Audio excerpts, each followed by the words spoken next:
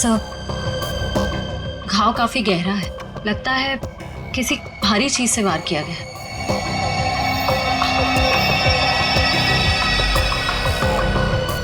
हो सकता है कोई एक्सीडेंट, इनका पैर फिसला और किसी चीज से टकरा के गिर गई। हाँ, एक्सीडेंट हो सकता है। एक काम करो, घर में जितना सारा फर्नीचर है चेक करो, उसके कॉर्नर चेक करो फर्नीचर के, और फिर देखो कहीं पर नुकीली चीज है क्या, शायद उससे टकराई हो। सर,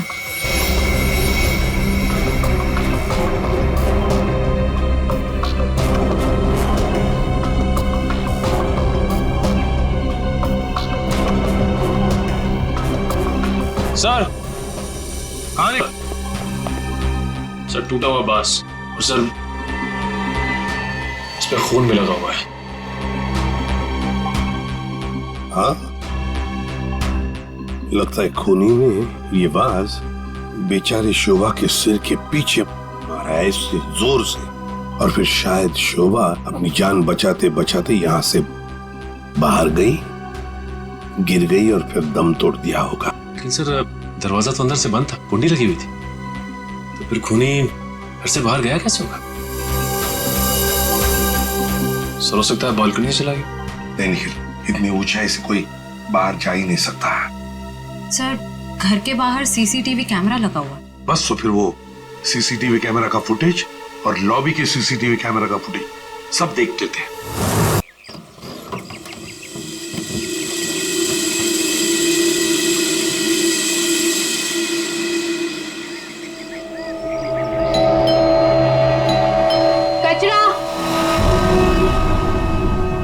कचरा!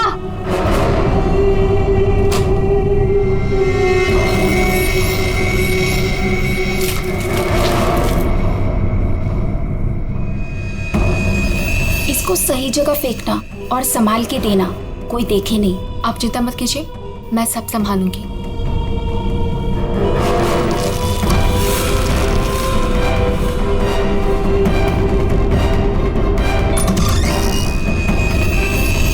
जल्दी दो। कौन है बेटा?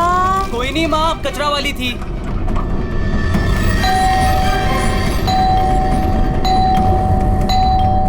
अरे कौन है? कचरा! अरे आ रही हूँ, क्या बैग खराब कर देगी? है? तू कौन है? मैडम, मैं ना नई सफाई वाली है।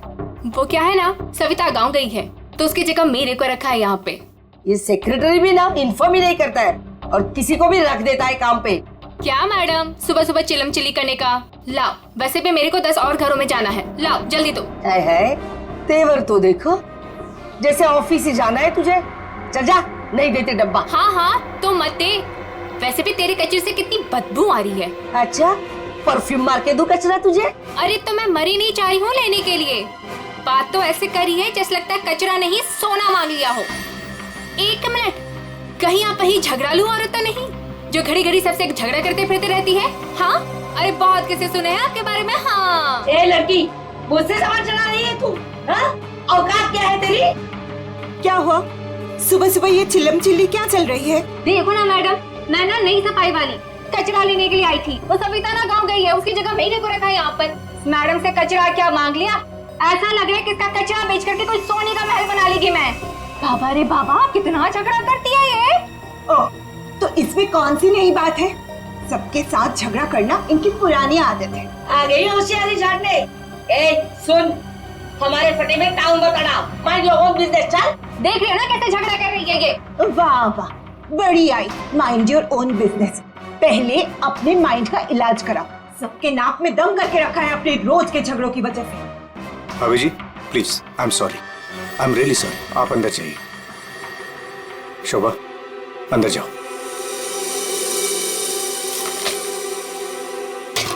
जाओ। खाली लड़ते रहती है, पता नहीं कैसी औरत है ये। आपको बीच में आने के लिए किसने बोला? हाँ, अगर आप बीच में नहीं आते थे ना तो उस रत्ना की बच्ची को देख लेती थी मैं। मुझे अंदर ले आए सो आए, आपने सॉरी बोला उसे? सॉरी बोला? अरे किससे पूछ के सॉरी बोला? हमेशा से गलत काम करते हो, हमेशा से गलत काम करते रहते हो। हाँ हाँ हाँ, सब हमारी गलती है, हमारी गलती है सब। लोग हमसे बात नहीं करते, लोग हमें देख करके दूर भाग जाते हैं, कोई हमें अपने घर में नहीं बुलाते, सब हमारी गलती है। शोभा प्लीज देखो शोभा, इस तरह से बात बात पे लोगों के साथ झगड़ा करना बंद कर दो। देखो शोभा, तुम जानती हो इस वजह से लोग हमारे घर को कितने बदनाम कर चुके हैं, यहाँ तक कि सोसाइटी वाले पुलिस की धमकी दे चुके हैं। अरे वो क्या पुलिस कंप्लेंट करेंगे, मैं खुद पुलिस स्टेशन जाऊंगी और एक एक को ठीक से देख लूंगी। और आप उनकी साइड ले रहे हो? उनकी? आपको अपनी बीवी की कोई फिक्र नहीं है क्या? हाँ, मैं तो हूँ ही ऐसी, झगड़ालू हूँ। मैंने सबकी नींद हराम करके रखी है। और ये बिल्डिंग वाले, ये तो संत महात्मा है ना। बहू, वो लोग भी गलत हो सकते हैं, लेकिन लोगों से बात करने का एक अलग ही तरीका होता है। आइए आइए, पधारिए। अरे मैं तो वही सोच रही थी कि अब तक आप कैसे नहीं पधारी अपने लाडले की तरफदारी करने के लिए। देखिए माँ जी, एक तो वैसे भी इन्होंने आपको मेरे मत्थे मड़ा है, वो भी मुझसे पूछे बिना। मेहमान बनकर आई हो तो मेहमान बनकर रहो घर में। शोभा, माँ से इस तरह से बात नहीं किया करते। तो आप कहो ना अपनी माँ से कि मुझसे बात ही ना करे। अरे पूरा दिन इनकी सेवा करती रहती हूँ, फिर भी ये सब सुनना पड़ता है। बस मॉम बस, सुबह सुबह दिमाग खराब करके रख दिया है। और अब दादी और डैड से कैसे बात कर रहे हो? क्या ये घर दादी का नहीं है? चुप कर, बदतमीज लड़की। बड़ों के बीच में बात करने से अच्छा है कि तुम अपनी पढ़ाई करो। पर तुम कहाँ पढ़ाई करती हो? पूरा दिन इस मोबाइल और लैपटॉप में घुसी रहती हो। ये किसकी फोटो है? कौन है ये लड़का? तेरा बॉयफ्रेंड तो नहीं है? मॉम, जैसे अभी आपने बताया ना कि मैं आपके मामले में इंटरफेयर ना करूं, वैसे आप मेरे मामले में इंटरफेयर ना करें तो अच्छा होगा। बदतमीज लड़की, मुझसे जबान लड़ा रही है तू? बड़ों से बात करने का तमीज नहीं है तुझे? अगर मुझसे जबान लड़ाई ना तो याद रखना। हाँ, क्या कर लोगे आप? हाँ, क्या कर लोगे? जैसे भैया को इस घर से निकाल दिया, वैसे मुझे भी निकाल दोगे? हाँ? मॉम, शोभा, बस बहुत हो गया। ऐसे किसी जवान लड़की से बर्ताव नहीं किया जाता। माँ, तुम्हें मंदिर जाने में देर हो रहा है ना, तो चलो मैं तुम्हें मंदिर छोड़ देता हूँ। काव्या, तुम्हें कॉलेज जाना है ना, चलो मैं तुम्हें ड्रॉप करता हूँ। चलो जल्दी चलो। तुझे तो मैं देख ही लूंगी। बहुत बदतमीज होने लगी है आजकल।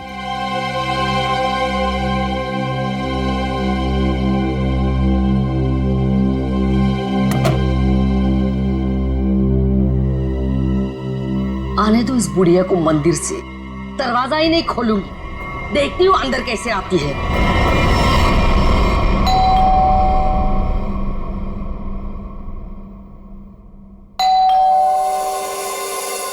शोभा, दरवाजा क्यों नहीं खोल रही हो? शोभा, क्या माँ जी? आपने शोभा को कहीं जाते हुए देखा है क्या? क्या हुआ माँ जी? रचना, तूने शोभा को कहीं देखा है क्या? माँ जी, मेरे इतने भी बुरे दिन नहीं है कि मैं उनको देखूं।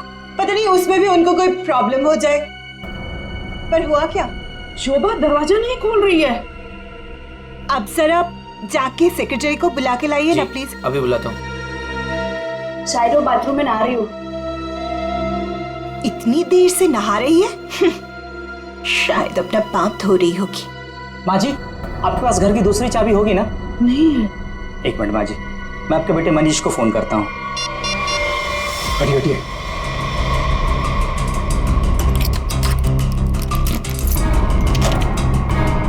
माँ, दरवाजा अंदर से बंद है। अंदर से कैसे बंद है?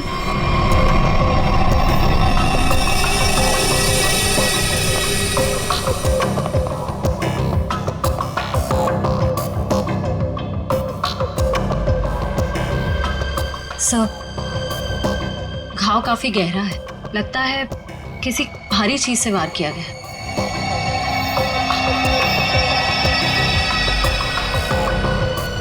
हो सकता है कोई एक्सीडेंट, इनका पैर फिसला और किसी चीज से टकरा के गिर गई। हाँ, एक्सीडेंट हो सकता है। एक काम करो, घर में जितना सारा फर्नीचर है चेक करो, उसके कॉर्नर चेक करो फर्नीचर के, और फिर देखो कहीं पर नुकीली चीज है क्या, शायद उससे टकराई हो। सर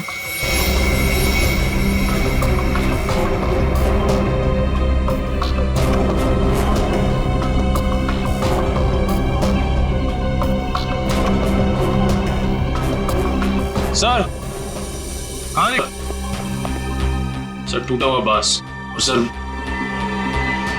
इस पे खून भी लगा हुआ है। हाँ,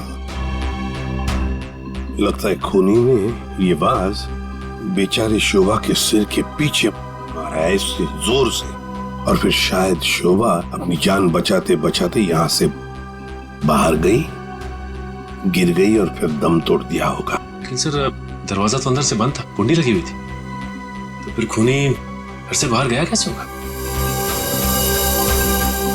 सर हो सकता है बालकनी से चला गया। नहीं निखिल, इतनी ऊंचाई से कोई बाहर जा ही नहीं सकता। सर, घर के बाहर सीसीटीवी कैमरा लगा हुआ है। बस तो फिर वो सीसीटीवी कैमरा का फुटेज और लॉबी के सीसीटीवी कैमरा का फुटेज सब देख लेते हैं।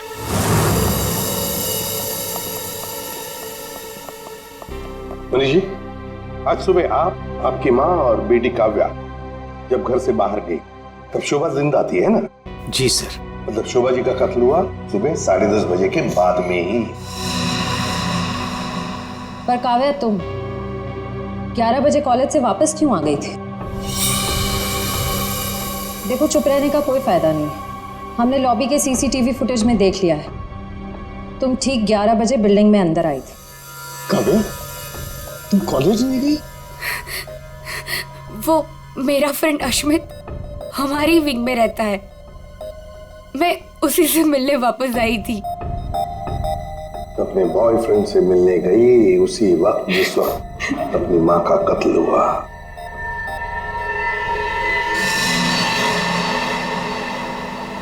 तुम कौन हो? मैं रितेश। रितेश, आपका बेटा? जी सर। पर तुम तो घर छोड़कर चले गए थे। जी, वो मैं घर छोड़कर नहीं गया था, मुझे इनकी पत्नी ने घर से निकाल दिया था। मतलब तुम्हारी माँ ने, यही आदर रखते हो अपनी माँ के लिए, यही संस्कार दिया? जब तुम यहाँ रहते नहीं थे तो किस लिए आए थे यहाँ पर? जी, वो मैं किशोर से मिलने आया था। सर, अगर आपने सीसीटीवी फुटेज देखा होगा तो आपने देखा होगा कि मैं अपने डॉग को बाहर घुमाने लेके गया था। क्या बात है किशोर, जब ये रितेश तुम्हारे घर पे तुमसे मिलने आया तो तुम अपने घर से बाहर कुत्ता घुमाने निकल गए? हाँ सर, वो हमेशा आता जाता रहता है, पर इसमें प्रॉब्लम क्या है? प्रॉब्लम है शोभा जी का कत्ल हुआ है, समझे? चलो, तुम सबकी बातें मान ली। बच्चे बिल्डिंग में आए अपने दोस्तों से मिलने, मगर घर नहीं गए। बिल्डिंग के अंदर बाहर लोग आते जाते रहे, पर शोभा जी के घर के बाहर कोई नहीं आया। काश अगर कोई भी, एक भी शोभा जी से मिलने जाता तो शायद आज बेचारी मासूम शोभा बच जाती। सर, वो कोई बेचारी औरत नहीं थी, जैसी औरत थी उसके साथ वैसा ही हुआ। क्या मतलब? माफ कीजिएगा मनीष भाई, सोसाइटी की इज्जत का सवाल है। सर, शोभा जी का सोसाइटी में किसी के साथ भी बिहेवियर अच्छा नहीं था। आए दिन छोटी छोटी बातों में झगड़ा करती थी। इवन सर, आज भी उनका झगड़ा हुआ था। झगड़ा हुआ था? किसके साथ? इनसे, रचना जी से।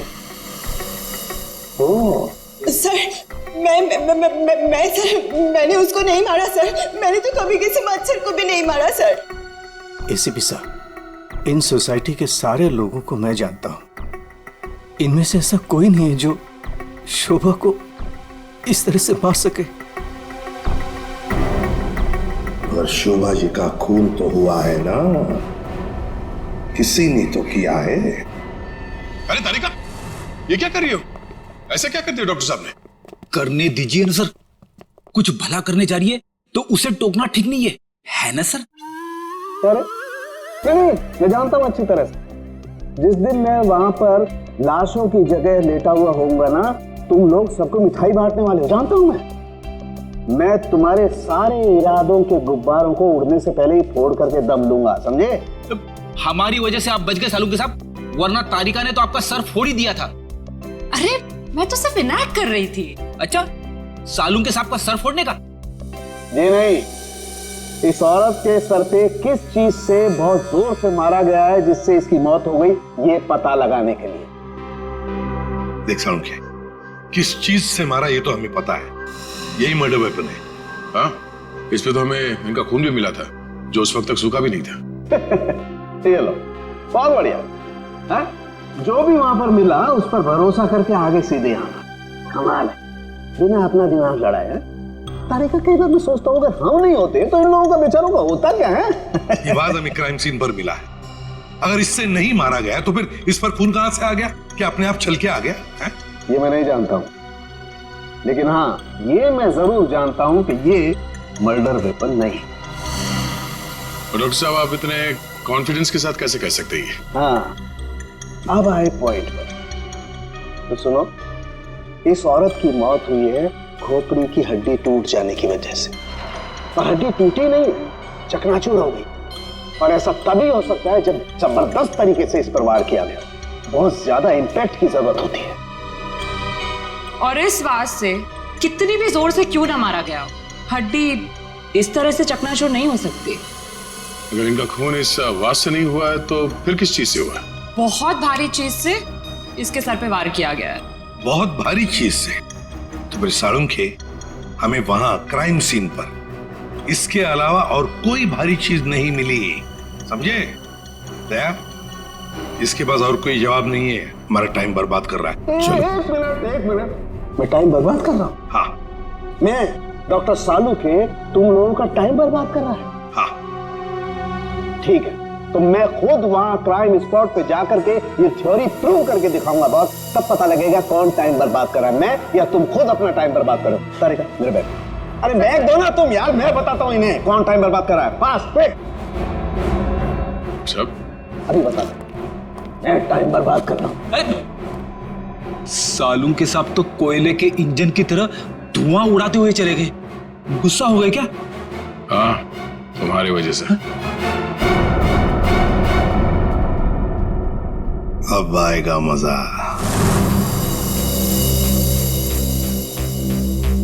सब कुछ ढूंढ लिया, आप क्या ढूंढेंगे?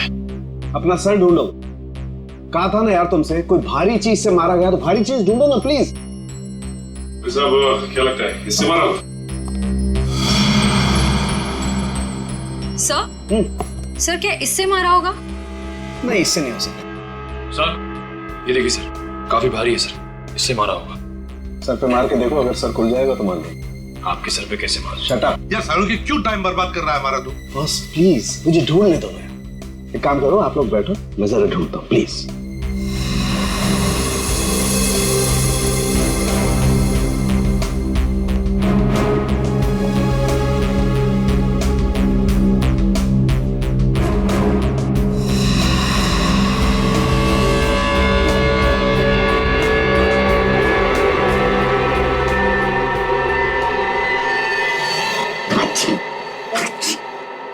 पूरी दुनिया में सर्दी फैलाएगा। अरे यार क्या हो गया? सर क्या हुआ, आप इतना छींक क्यों रहे हैं? मसाला मसाला मसाला।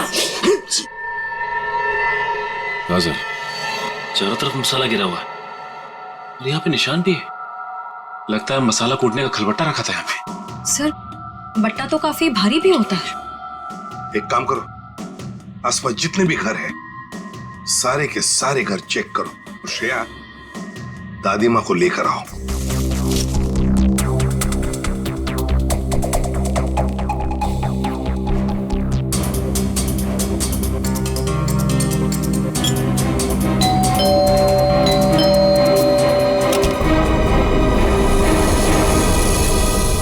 आप लोग? हमें आपके घर की तलाशी लेनी है। लेकिन खून तो वहां हुआ है, आपको यहाँ क्या मिलेगा? देखिए, आपकी बिल्डिंग में खून हुआ है, क्या आप चाहती हैं कि एक और खून हो जाए? प्लीज हमें अपना काम करने दीजिए। ओके, आइए।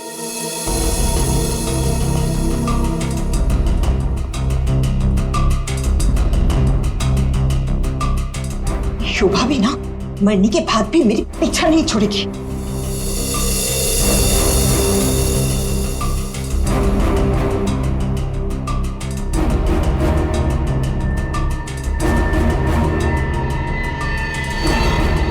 सर, आश्रया, सर ये देखिए। सर, ये तो हमारी है। नहीं नहीं, ये तो हमारा है। आंटी जी को कोई गलतफहमी हो रहा है। सर, इसके नीचे शोभा का नाम लिखा हुआ है। शोभा, तो क्या आपने इन्हें ये दिया था? नहीं सर, आज सुबह तक तो ये हमारे पास ही था। तो फिर यहाँ कैसे? के जरा चेक कर लिया।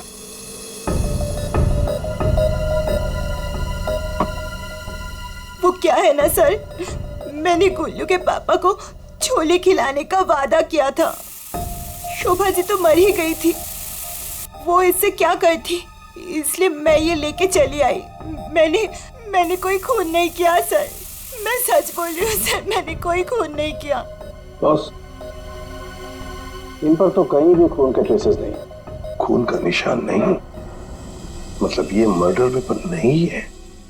मुझे लगता है अब शोभा ही हमें बताएगी कि उसका खून कैसे हुआ है और किसने किया।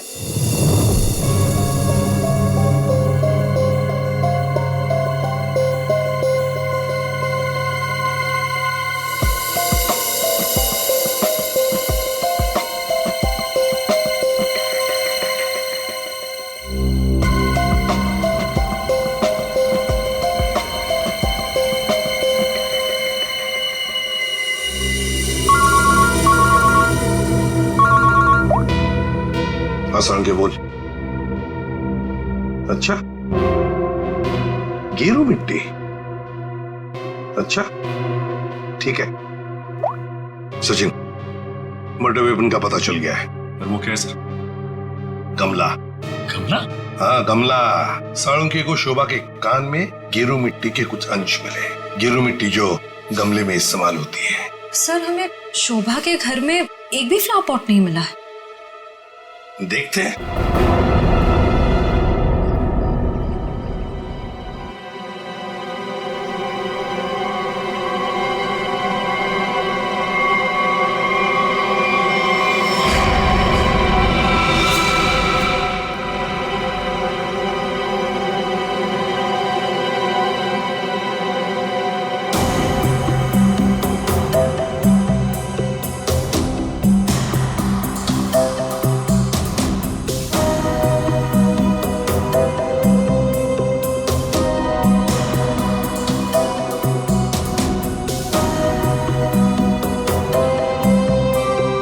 गमला यहीं पर गिरा है।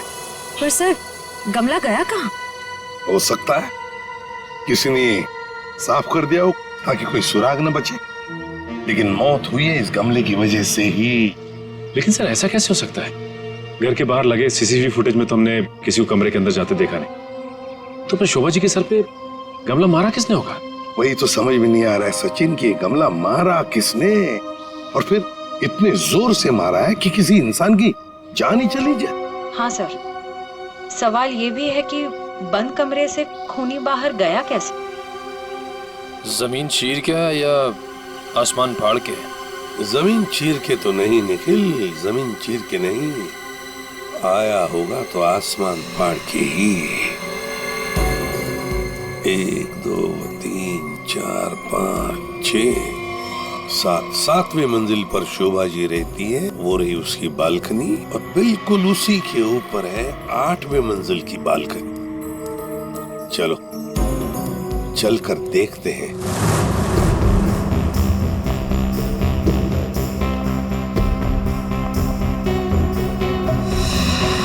सर, आश्रया, सर ये देखिए, स्टैंड जैसा कुछ है।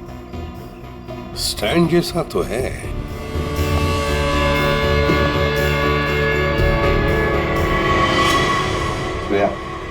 गमले का ही स्टैंड है, गमला इसी स्टैंड पर था। ये देखो, यहाँ से गमला यूं धक्का मार के नीचे फेंका गया। ये फ्लैट किसका है? सर किसी एनआरआई का है और बिल्डिंग का सेक्रेटरी होने के नाते इसकी चाबी सिर्फ मेरे पास ही रहती है सर। क्या हाल फिलहाल में यहाँ पर कोई आया था? मुझे नहीं पता। तुम्हें पता नहीं? तो फिर इसका एक ही मतलब हो सकता है कि जबकि इस फ्लैट की चाबी सिर्फ तुम्हारे पास ही है तो इस फ्लैट में भी सिर्फ तुम ही आए होंगे। ये क्या कह रहे हैं सर? मेरे कहने का मतलब है कि फ्लैट की चाबी उन्होंने मुझे दी थी। क्या है सर कि सारे एम्प्टी फ्लैट की चाबी ऑफिस के ड्रॉअर में होती है। एजेंट लोग सर कभी भी आते जाते रहते हैं, तो सर मैं 24 घंटे उनके लिए घर पे थोड़ी ना रहूंगा सर। ये खाली फ्लैट्स की चाबियां ऑफिस में रहती है, ये बात सबको पता है? हाँ, हमारे सारे रेजिडेंट्स और सारे कमिटी मेंबर्स को ये बात पता है। हमारे अलावा कोई भी कभी भी ऑफिस जाकर चाबी ले सकता है। वाह, देखा कितने अच्छे सेक्रेटरी है ये सोसाइटी के, जबकि सारी जिम्मेदारी तुम्हारे ऊपर है। फ्लैट के अंदर कोई भी घुस सकता है, कुछ भी कर सकता है। यहाँ तो एक खून हुआ है, खून, समझे? और ये जिम्मेदारी सिर्फ तुम्हारी है। सर खून तो शोभा जी के फ्लैट में हुआ है सर, इससे इस फ्लैट का क्या कनेक्शन हो सकता है सर? जाइए आप, जाइए नीचे और सबको इकट्ठा कीजिए, सारे रेसिडेंट्स को कंपाउंड में। जाइए जल्दी। जी सचिन, ये देखो, हम हैं 8वें मंजिल के बालकनी पर और शोभा जी रहती थी 7वें मंजिल पे। जब शोभा जी वहां अपनी बालकनी से बाहर झुकी होगी किसी काम की वजह से, तब 8वें मंजिल के मतलब यहां से वो गमला शोभा जी के सिर पर मारा गया, ठाम करके ऐसे।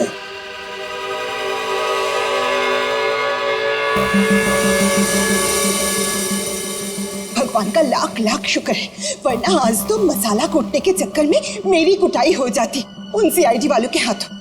इसीलिए छोले को मारो गोली, ये लौकी खिला दूंगी गुल्लू के पापा को।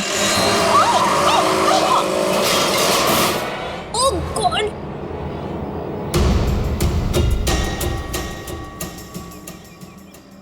ये क्या किया? आज तो शायद लौकी भी नसीब में नहीं है। एक्सक्यूज मी, हाँ गलती आपकी है। एक तो आप मेरे बीचों बीच आ गई, उल्टा आप मुझे सुना रही हैं।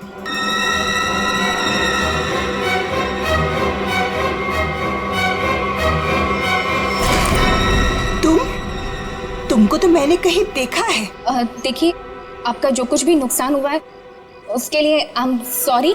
मैं थोड़ी जल्दी में हूँ। रुक रुक, तुम वही सफाई करने वाली हो ना? अरे छोड़ मेरे हाथ। तेरी वजह से वो शोभा मेरे ऊपर राशन पानी लेके चढ़ गई थी। कौन शोभा? कैसा राशन पानी? मैं कुछ भी नहीं जानती। Excuse me. अरे स्क्वीज तो तेरी आज मैं करूंगी। तेरे जाने के बाद ही शोभा का कत्ल हुआ था। क्या? चल मेरे साथ सीआईडी के पास चल। चल चल। हमें उस चीज का पता चल गया है जिससे शोभा जी का खून हुआ है। एसीपी साहब, क्या आप मुझे बता सकते हैं वो कौन सी चीज है जिससे मेरी पत्नी का खून हुआ? Flower pot. Flower pot? जी हाँ, फ्लावर पॉट।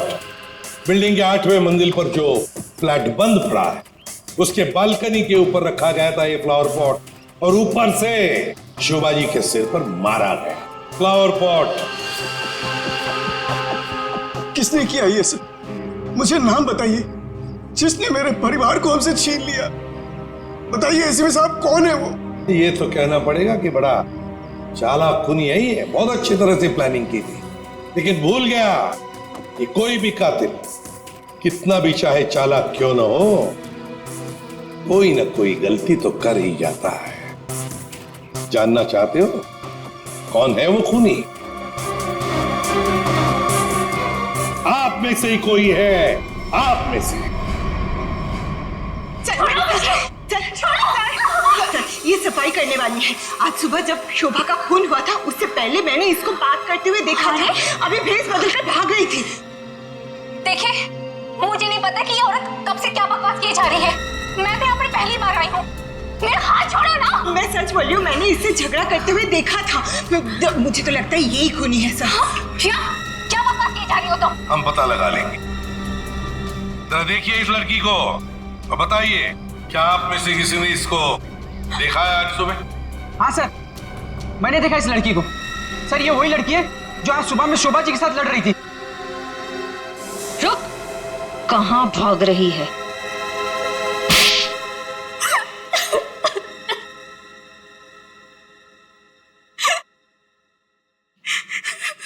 ये सब रोना धोना बंद करो और बताओ कौन कौन है इसके पीछे। तुम्हारे अकेली का काम नहीं है ये, बताओ जल्दी। कौन कौन मिला हुआ है तुम्हारे साथ इस काम में? हाँ? क्यों खून किया शोभा का? खून? नहीं नहीं सर, मैंने कोई खून नहीं किया, मुझे कुछ नहीं पता, मैं सच कह रही हूँ। जमाना बड़ा बदल गया है सर। इतनी महंगी घड़ी और ब्रांडेड चप्पलें पहन के घूम रही है। यहाँ तो सीआईडी में ईमानदारी से काम करने के बाद पिछले 5 साल में ये वाले जूते पहन पाया हूं मैं। हाँ, सच कह रहे हो फ्रेडी। लेकिन ये है ना, मुखौटा पहनी है सफाई कामगार का, है तो कोई और ही। पूर्वी, ऐसा नहीं बताइए। हाँ बोल नहीं, प्लीज प्लीज मैम, मुझे मत मारिए, मैं बताती हूँ, मैं सब सच बताती हूँ। दरअसल मेरे पास एक फोन कॉल आया था। कौन लोग थे मुझे नहीं पता, लेकिन वो लोग शोभा से बदला लेना चाहते थे। बदला कैसे लेना है वो सारे इंस्ट्रक्शन मुझे फोन पर बता दिए गए थे। मैंने बस उसे फॉलो किया था और कुछ नहीं किया था, खून नहीं किया था सर। एक अनजान आदमी ने तुम्हें फोन कॉल किया और तुम उसकी मदद करने के लिए तैयार हो गई? हाँ सर। ऐसी क्या दुश्मनी थी तुम्हारी शोभा से? सर शोभा अच्छी औरत नहीं थी, वो बहुत ही घमंडी और झगड़ारू किस्म की औरत थी। सर मैं एक स्टोर में सेल्स गर्ल का काम किया करती थी। मेरे स्टोर में आई वो एक दिन, नेल पेंट दिखाने के लिए कहा।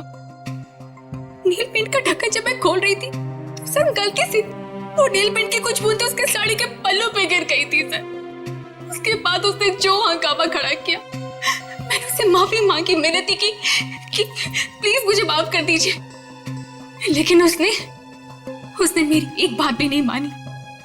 मैनेजर के पास चली गई सर। मैनेजर ने मुझे नौकरी से बाहर निकाल दिया।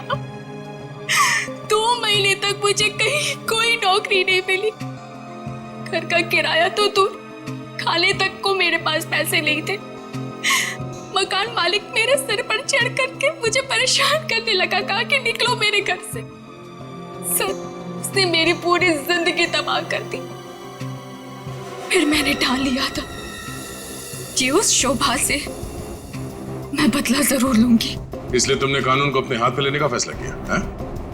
सर मैं मानती हूँ कि मुझसे बहुत बड़ी गलती हो गई, प्लीज आप लोग मुझे माफ कर दीजिए प्लीज। ये लो, सब कुछ मान लिया तो माफी मिल गई, ऐसे लगता है तुम्हें? है? तुम्हारी सजा हम कम कर सकते हैं, मगर एक शर्त पर। हाँ सर, मुझे आप लोगों की सारी शर्त मंजूर है।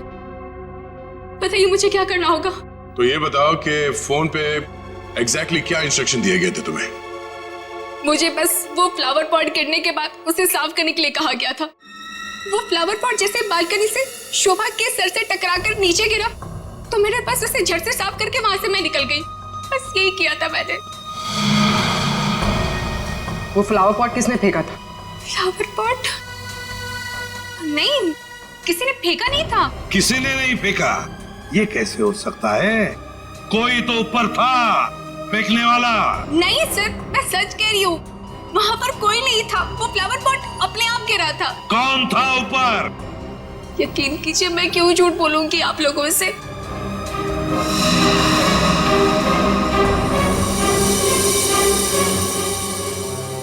निखिल, पता लगा किसका फोन आया था शीला को इंस्ट्रक्शंस देने के लिए? सब बताया? सब टूटे हुए फ्लावर पॉट के टुकड़े अच्छी तरह से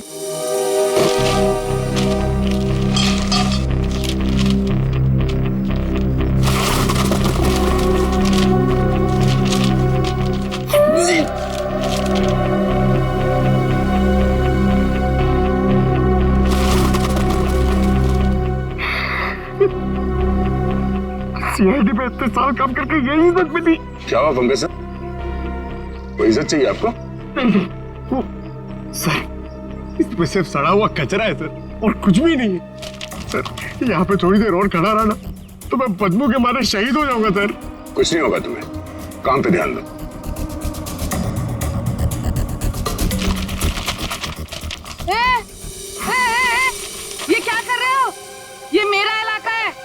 यहाँ मैं किसी और को कब्जा जमाने नहीं दूंगी। अरे कौन कब्जा करना चाहता है? मेरा बस चले तो मैं खुद यहाँ से सलट लूं। तो फिर मेरे इलाके में कचरा चुनकर ये मेरे पेट में लात क्यों मार रहे हो? अरे मेरी माँ, आपके पेट पे कोई लात नहीं मार रहा है, मैं खुद यहाँ पे अपनी नौकरी बचा रहा हूँ। देखो तुम लोग जाओ यहाँ से, ये मेरा इलाका है, मैं किसी और को कचरा चुनने नहीं दूंगी। जाओ जाओ। हम लोग सीआईडी से हैं और इस कचरे में सुराग ढूंढ रहे हैं। हाँ? सीआईडी? रुक रुक, देखो जरा, चलो। सर, आप सर पे पैर रख के भाग गई सर। आपको थोड़ा सॉफ्ट रहना चाहिए, आपको देख के डर के भाग गई। सर वो टाइम नहीं ना, वो कचरा।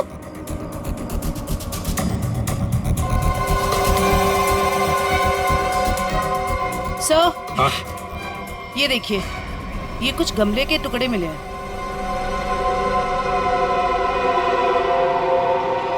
अच्छा, खून लगा हुआ है। हाँ दया, लगता है ये वही फ्लावर प्लॉट है जिससे खून हुआ है। अब ये खून शोभा का है या नहीं, ये तो फोरेंसिक लैब से ही पता चल जाएगा। लेकिन और भी तो कुछ होना चाहिए यहाँ पर, और कुछ होना चाहिए। देखो जरा, अच्छी तरह से देखो दोबारा। सर बाकी तो हमने हर जगह देख लिया सर, और ऐसा कुछ मिला नहीं। जो देखो तो सही।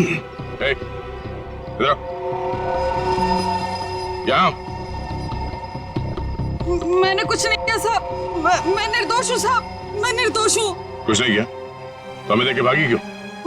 वो साहब बिरजू कह रहा था कि जब भी पुलिस वाले देखो ना तो अपनी जान बचाओ और भागो, पता नहीं फिर कब मुसीबत में फंस जाए। एक मिनट देखो, किसी भी मुसीबत में नहीं फंसोगे तुम। इतना बताओ, क्या सुबह तुमने यहाँ से कुछ कचरा उठाया था?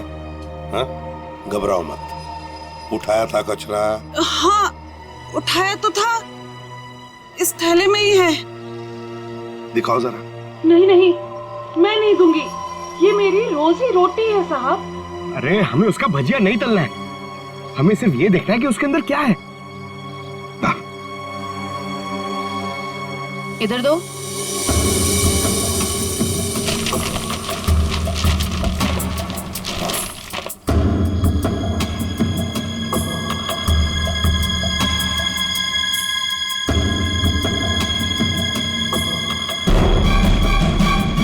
खिलौने का बॉक्स है सर, एड्रेस भी लिखा हुआ है।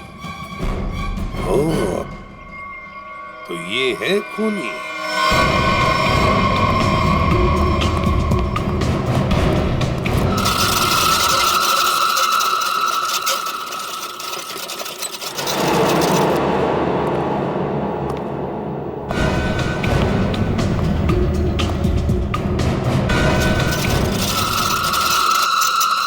कौन है?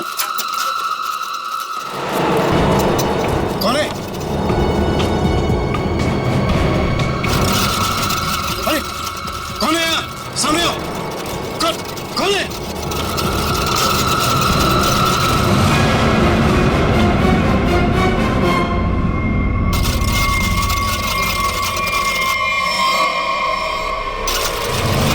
मनीष बाबू,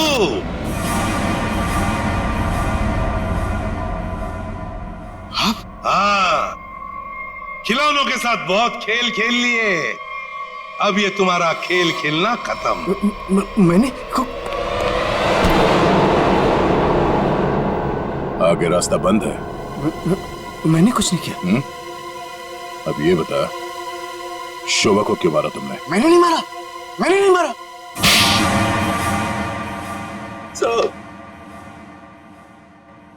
शोभा एक झगड़ालू औरत थी साहब, झगड़ालू औरत।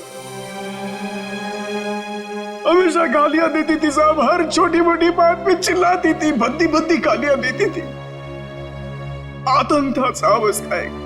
हम सबको वो मेंटली टॉर्चर दे रही थी साहब, लेकिन फिर भी हम सब ने सहा, हर बात को सहा साहब। जब तक ये बात घर के चार दीवारी तक थी तब तक तो ठीक था, लेकिन धीरे धीरे ये बात साहब घर के चार दीवारी से बाहर निकल के मोहल्ले तक फैल गया। आए दिन लोग पड़ोसी हमारे पास आते थे कंप्लेन लेकर के, शोभा ने किसी का झगड़ा किया, मारपीट किया। तंग आ चुके थे साहब, हम लोग तंग आ चुके थे। फिर भी हमने शोभा को समझाने की कोशिश की, मगर वो नहीं समझती थी साहब। हमने तो थक के छोड़ दिया था ये सोचना कि उसे समझाना रोकना हमारे लिए मुमकिन ही नहीं है साहब।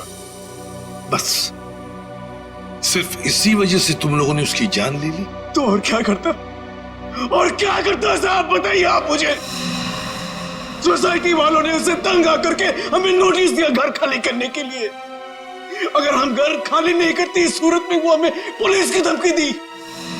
अगर ऐसा था तो डिवोर्स दे देते उसे मारने की क्या जरूरत थी? उसकी भी कोशिश की थी साहब, मैंने, मगर उसने मुझे धमकी दी थी कि अगर मैंने उसे डिवोर्स दिया तो वो मुझे कोर्ट में घसीट के ले जाएगी। मेरे ऊपर डोमेस्टिक वायलेंस का इल्जाम लगाकर वो मेरे ऊपर केस करने वाली थी साहब। मैं मजबूर था, कुछ नहीं कर पाया साहब। रितेश, शोभा तो तुम्हारी माँ थी ना? सर, माँ का प्यार इस दुनिया में सबसे बड़ा प्यार होता है सर, पर वो तो सिर्फ अपने आप से प्यार करती थी सर। उसकी जरूरतें, उसका घमंड सिर्फ उसके लिए ही था सर। इस वजह से जब उसे मेरे और मेरी गर्लफ्रेंड वानी के बारे में पता चला तो उसने इंसल्ट करके मुझे घर से बाहर निकाल दिया सर। और इसीलिए जिस माँ ने तुम्हें जन्म दिया उसे ही मौत की नींद सुला दी तुमने, सिर्फ अपने खुशियों के लिए। हा? एक दिन रितेश मेरे पास आया एक सुझाव लेकर। उसने कहा कि पापा, अगर हमारी जिंदगी में शांति और चैन चाहिए तो शोभा की जिंदगी खत्म करनी होगी। और इसके लिए तुमने अपने पड़ोसी किशोर और नवीन की मदद ली, जो शोभा के दुश्मन थे उसके बर्ताव की वजह से। हा? सिर्फ इनको ही नहीं रहा, इन्होंने बाकी सारे लोगों से भी कांटेक्ट किया जिनका कोई न कोई झगड़ा था शोभा के साथ। उन सबको अपने प्लान में शामिल कर लिया, शोभा को मारने के प्लान में। शीला के बारे में तुम्हें कैसे पता चला? काव्या ने मुझे बताया। उसने शीला और शोभा के झगड़े के बारे में, क्योंकि काव्या शोभा के साथ ही स्टोर में गई थी। तो तुम्हारे इस प्लान को अंजाम देने के लिए कोई बाहर वाला चाहिए था, और ये शीला इस काम के लिए एकदम परफेक्ट थी। और इसे शोभा से बदला लेना था, इसलिए ये भी मान गई। है? वैसे सारी प्लानिंग की कैसे तुम लोगों ने, बताओ जरा। नवीन ने ऑनलाइन पर ट्रॉली बुक की थी। डिलीवरी होने के बाद वो ट्रॉली और रिमोट वाणी को दिया था। वाणी पेशे से इंजीनियर है साहब। वो ट्रॉली और गमले को किस तरह से रखना है इसकी प्लानिंग उसने नहीं की थी। और फिर वो ट्रॉली और रिमोट लाके किशोर को दे दिया। और फिर काव्या और रितेश ने मिलकर वो गमले और ट्रॉली को ऊपर बैल्कनी में सेट कर दिया। तुम्हें कैसे पता चला कि ये शोभा बालकनी में किस वक्त आने वाली, कितने बजे? साहब, हर रोज सुबह 10 बजे एक भाजी वाला ठेला लेकर के हमारे बिल्डिंग के नीचे आता है, और शोभा उस पर बैल्कनी में खड़े होकर के खड़ी खोटी सुनाती थी साहब, चिल्लाती थी, झगड़ती थी उससे। बस मुझे उसी मौके का इंतजार था।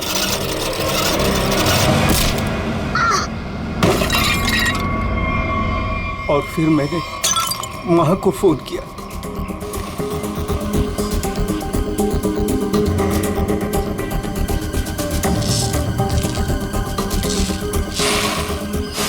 कभी एक बार भी नहीं सोचा कि शोभा के ऐसे स्वभाव के पीछे कोई वजह हो, कोई कारण हो सकता है उसे कोई दिमागी बीमारी हो जिसका इलाज हो सके। नहीं सोचा। तुम सब ने सिर्फ अपने ही बारे में सोचा, तंग आ गए उसके स्वभाव से, इलाज नहीं किया उसका, बस जान ले ली उसकी। कानून तुम सबको कड़ी से कड़ी सजा देगा।